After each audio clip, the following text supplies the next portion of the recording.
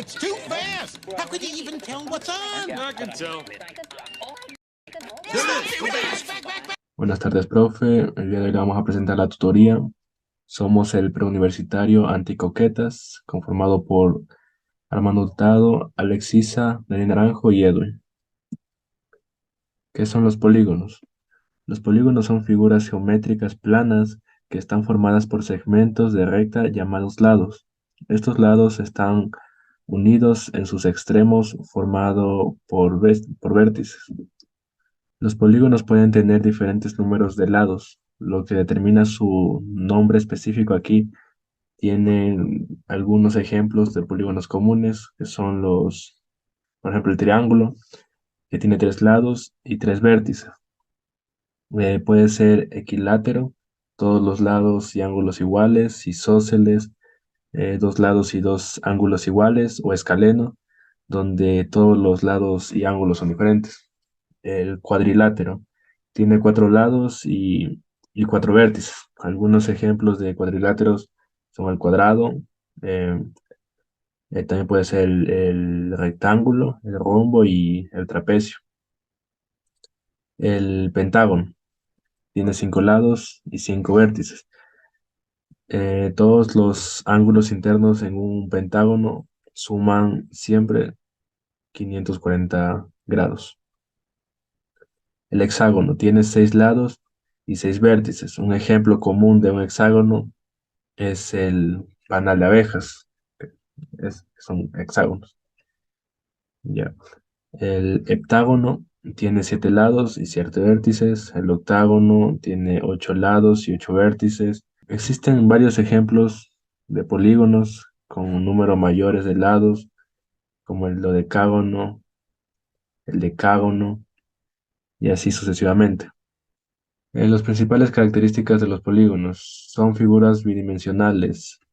Eso quiere decir que todo polígono tiene 2 dimensiones, la altura y el ancho. Las figuras bidimensionales no tienen la tercera dimensión, que es la profundidad. Por lo tanto, los polígonos no tienen peso ni volumen. Las figuras cerradas. Todo polígono, para que se considere como tal, debe ser cerrado.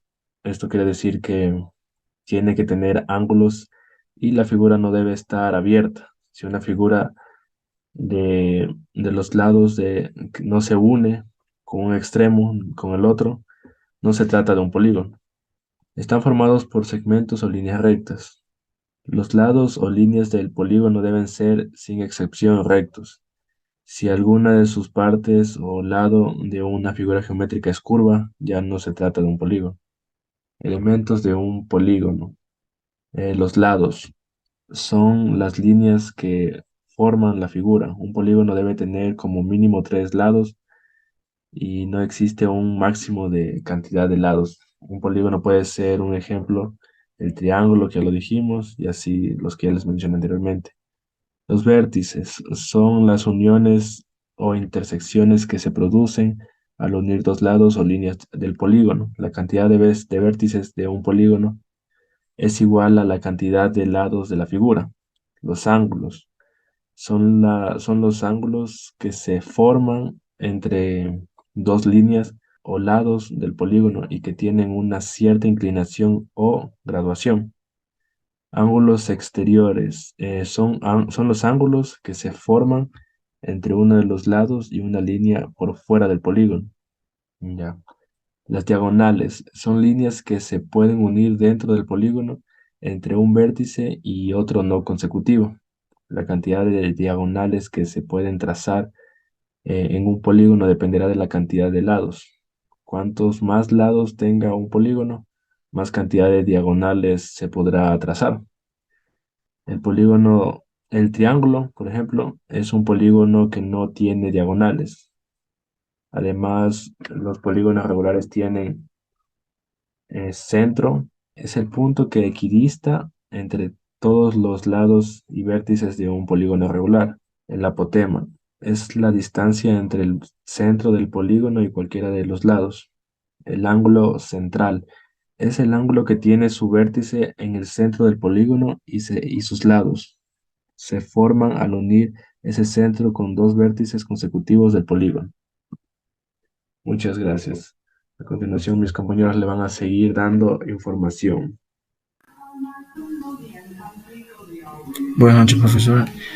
Somos el grupo de tutoría conformado por el reclutado Alexisa, Daniel Naranjo y Evan. En esta semana hemos visto un poco sobre polígonos y a la vez circunferencias. Como que reforzando lo que vimos la semana pasada, porque no hicimos las preguntas adecuadas y hicimos unas nuevas preguntas. Pero también les voy a hablar sobre la lectura que tuvimos, que nos mandaron esta semana. En esa lectura hablábamos un poco sobre el sistema sexagesimal. ¿Qué nos dice el sistema sexagesimal? Nos dice que en un grado podemos verlo como que sean 60 minutos. O sea, en un grado equivale a 60 minutos.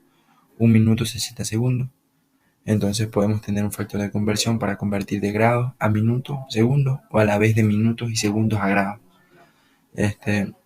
A la vez también vimos funciones trigonométricas, que pueden ser estas, que nos dice que el seno de un ángulo es igual a cateto opuesto sobre hipotenusa, o el coseno del ángulo es igual al cateto adyacente sobre hipotenusa. A la vez la tangente es igual a el cateto opuesto sobre el cateto adyacente, pero también podemos tener que la tangente es igual al seno sobre coseno.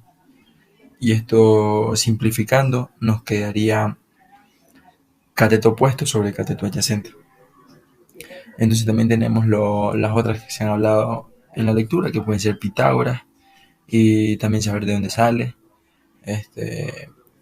Algunas otras funciones así trigonométricas como las que tenemos del seno y coseno. Y eso sería mi exposición de esta semana, profe. Gracias. Geometría del triángulo rectángulo, lo que leí en el capítulo 8.